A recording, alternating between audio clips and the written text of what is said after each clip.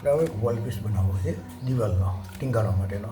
તો એટલે 8 ટુકડા લેવાના કાગળના, એક સરખા માપના, ડબલ કાગળ વાળી દેવાનો. વાળ્યા પછી 2 ખૂણા ઉપર લઈ જવાના.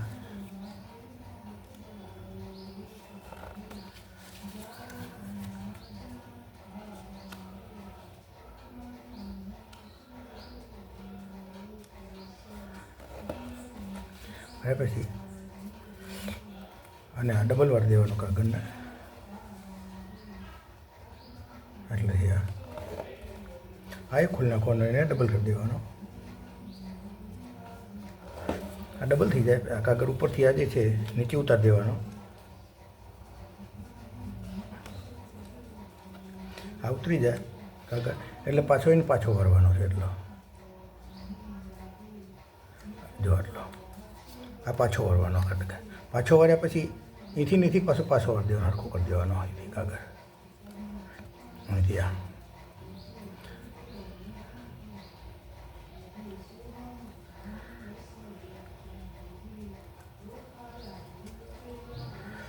અને પાછળના ભાગમાં કાગળ વાળવાના હરખું કરીને.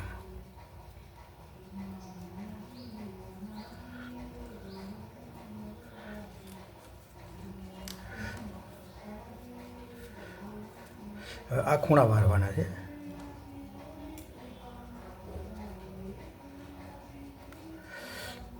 બંને ખૂણા વાળી દેવાના.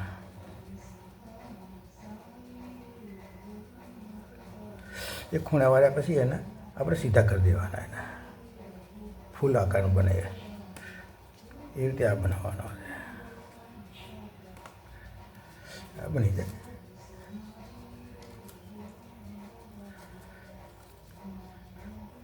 પછી આ કાગળ અહીંથી છે ને છે ઊંચો ઉપાડવાનો. આ રીતે ઊંચો ઉપાડીને અંદર દબાઈ દેવાનો.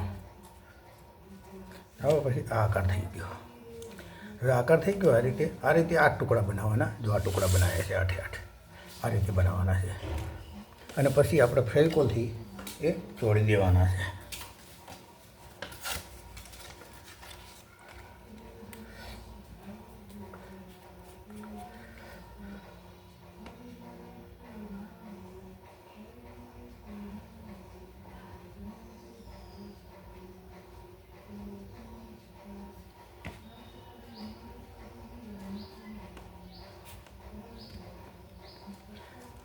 ટુકડા લેવાના, સરખા રીતે જોડવાના, આવી રીતે સરખી રીતે.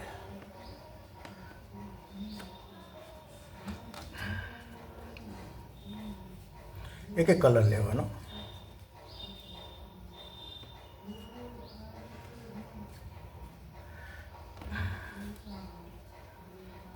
ત્રીજો કલર લેવાનો.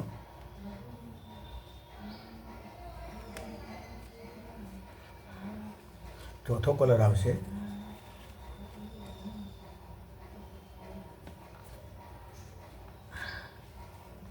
પછી પહેલું લીધું રેડ કલર પાછો લેવાનો.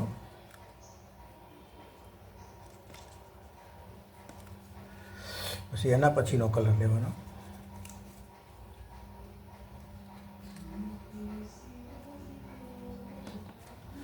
પછી એના પછી જે લીધો હોય લેવાનો.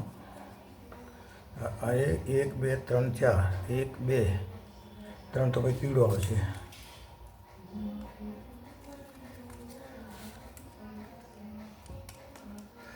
પીળો આવે અને છેલ્લે આ કલર આવશે.